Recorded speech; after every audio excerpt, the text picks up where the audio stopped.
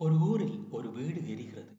அந்த வீட்டுக்குள் பெண்கள், குழந்தைகள், வயதானவர்கள் அவர்கள் கதறுகிறார்கள். ஆனால் வெளியே நின்ற கூட்டம் சொல்கிறது, இந்த வீட்டுக்காரன் முன்பு 4 வீடுகளுக்கு தீ வைத்தவன். இப்போது அவன் வீடு எரிகிறது. அவனுக்கு இந்த நிலை சரியானதுதான். இந்த வாக்கியம்தான் இன்று ஈரான் என்று சொன்னவுடனே பலரின் வாயில் வரும் முதல் பதில். அவர்கள்தான் விதைத்தார்கள், இப்போது அறுவடை செய்கிறார்கள். ஆனால் ஒரு கதையை ஒரே வாக்கியத்தில் முடிக்க முடியுமா? 2011 அரபு வசந்தம். சிரியாவில் மக்கள் தெருவில் குரல் கொடுத்தனர், எங்களுக்கு சுதந்திரம் வேண்டும். அந்த நேரத்தில் ஈரான் ஒரு முடிவு எடுத்தது. மக்களோடு நிற்கலாமா அல்லது அதிகாரத்தோடு நிற்கலாமா? ஈரான் தேர்ந்தெடுத்தது அதிகாரத்தை. பசார் அல் அசாத், ரஷ்யா, ஹிஸ்புல்லா இந்த மூவரும் சேர்ந்து சிரியாவை ஒரு கல்லறையாக்கினார்கள். பல்லாயிரக்கணக்கான உயிர்கள் பறிபோயின. அந்த இரத்தத்தில் ஈரானின் கைகளும் நனைந்தன. அடுத்து லெபனான். அங்கே ஒரு அரசு இருக்கிறது. ஆனால் அதைவிட வலிமையானது ஹிஸ்புல்லா.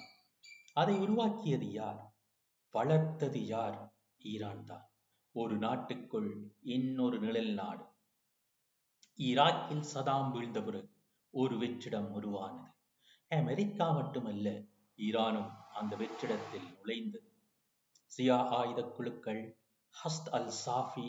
இன்று ஈராக் தன் எதிர்காலத்தை தானே தீர்மானிக்க முடியாத நிலை. அடுத்து ஏமன். பசி, நோய், தண்ணீர் கூட இல்லை. அங்கே கூதி கிளர்ச்சி. அங்கே ஈரானின் ஆயுதங்கள். சவுதி ஈரான் போற்றி. ஆனால் கொத்து கொத்தாக மடிந்தது யார்? ஏமன் மக்கள்தான். இவற்றை நான் மறப்பதற்கில்லை. இவை ஈரான் செய்த தவறுகள். இது இரத்தத்தில் எழுதப்பட்ட வரலாறு. ஆனால் ஒரு நாடு தவறு செய்தது என்ற காரணத்தால் அந்த நாட்டின் மக்கள் நரகத்தை காண வேண்டுமா? இன்று ஈரானில் தீ எரிகிறது. ஆரம்பத்தில் அது மக்களுடைய போராட்டம். பெண்களுக்கு சுதந்திரம் வேண்டும், மாற்றம் வேண்டும்.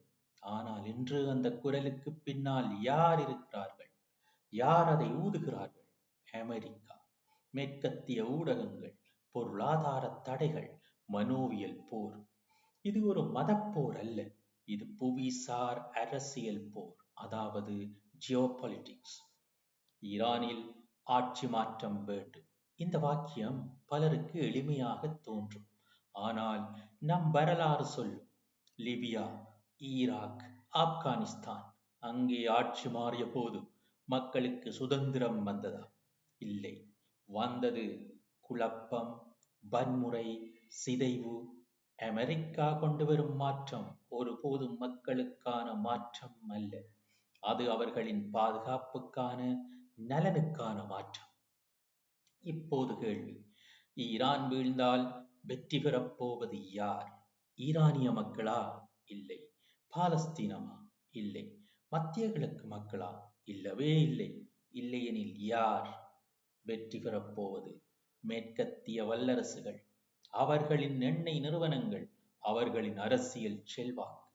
ஈரான் வீழ்ந்தால் அது ஒரு நாடு மட்டுமல்ல, அது ஒரு பெரும் சுவர். அது உடையும். மேற்கத்திய ஆதிக்கத்துக்கு எதிராக நின்று கொண்டிருக்கும் கடைசி பெரிய சுவர்.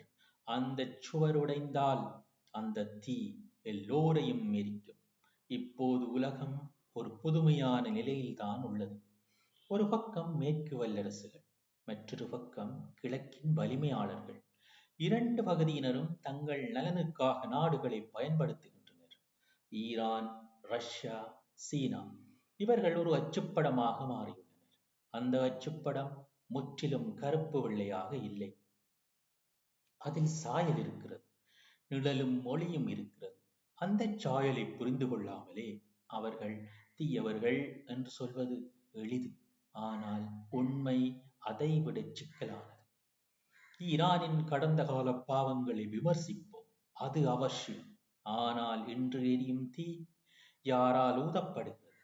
அதை பார்க்காமலா நம் தீர்ப்புகள் வர வேண்டும்?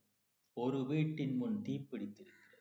அந்த வீட்டுக்குள் குழந்தைகள் இருக்கிறார்கள். அவர்களை காப்பாற்ற வேண்டுமா?